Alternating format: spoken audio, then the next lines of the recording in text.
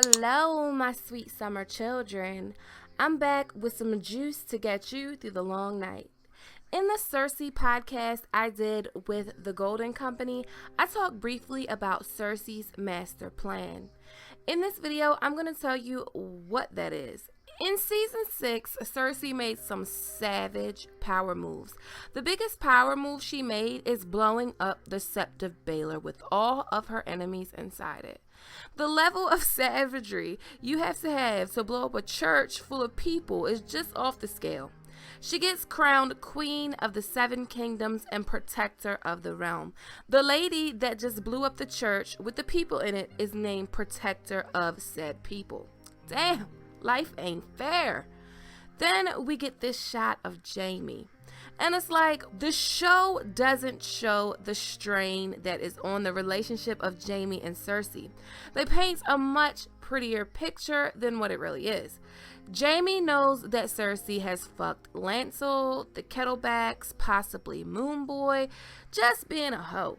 Cersei even sent Jaime a letter asking for help with her trial, and he had the letter burned. So most people thought this Jaime was about to turn up on the show. But HBO was like, hold up, not so fast. We got this photo, which shows Jaime at her side. Cersei isn't a fool. She knows what she did was a despicable act, and she will never take responsibility for this. We have to flash back to season 6. Burn him. Bury his ashes where the Sept once stood. Part 1 of Cersei's master plan was to put Tommen's ashes at the Sept of Baelor. Jaime knows she would never do anything to harm her children. I suppose all mothers do, but Catelyn and Cersei, there's a fierceness you don't often see. They'd do anything to protect their babies. She will convince him Tommen was in the Sept when this happened, so there's no way she could have did it. But that poses a question. Who will she blame? So she can't blame the Queen of Thorns or the Tyrells because, well, their heirs were inside of the Sept. They wouldn't voluntarily wipe out their whole family. She can't blame the High Sparrow because him and all his little sparrows are dead, so they're not going to kill herself. But there are some people that she can blame. One being Tyrion, just because, well, she blames Tyrion for every fucking thing imaginable. But it's probably not going to be Tyrion that she blames. She could blame Grand Maester Pycelle. Everyone dies in the Sept with the exception of Pycelle. Pycelle was stabbed. To be honest, he would have attended Cersei's trial and been in the Sept, and he could have just been blown up with the rest of the people. But it didn't go down like that. He was escorted into the dark, dungeonous tunnels. I don't know, maybe that link to the Sept? I don't know. Maybe Qyburn wanted his brain or heart, or maybe he wants to experiment on him. I'm not sure. In the books, Pycelle is afraid of the Tyrells for telling on Marjorie about the whole moon tea thing, so maybe. But I'm not sure because then again, he was killed by Varys. I don't know. But she could blame Dorne.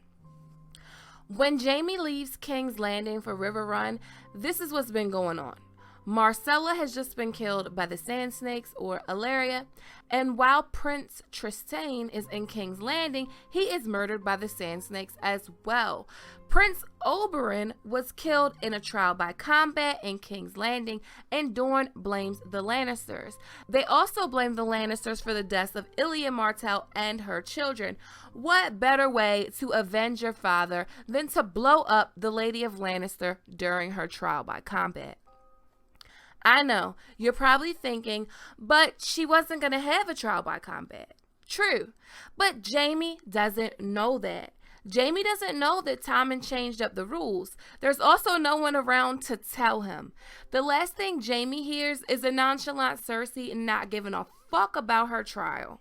You'll stand trial soon. I need to be here for you.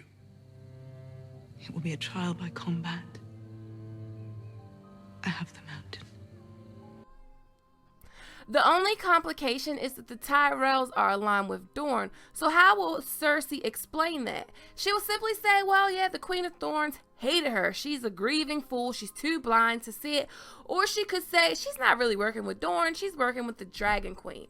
I think Cersei will even go so far as to put out a reward for the Sand Snakes or a royal warrant to convince Jaime. And we got a little scene leak that might actually be the Sand Snakes being turned in for their trial. Everyone that could dispute Cersei is dead besides Septa Onella and Qyburn. I think Jaime will be fooled for a majority of the season, being he probably won't be in King's Landing long. He won't have time to catch word.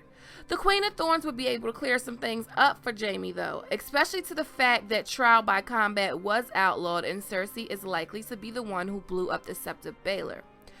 Cersei needs Jaime. If she doesn't have him on board, she loses the Lannister army because of right now, Jaime was punted from King's Landing and as far as I'm concerned, he's the Lord of Casterly Rock, head of the Lannister army. She also relies on him for lots of support. Cersei could never take responsibility for this act of genocide and expect Jaime or anyone else to stand by her side. I do think he will find out, but it won't probably be until the last episode or maybe not even in season 7. Because I'm sure there is something she didn't account for, as Tywin says. I don't distrust you because you're a woman. I distrust you because you're not as smart as you think you are.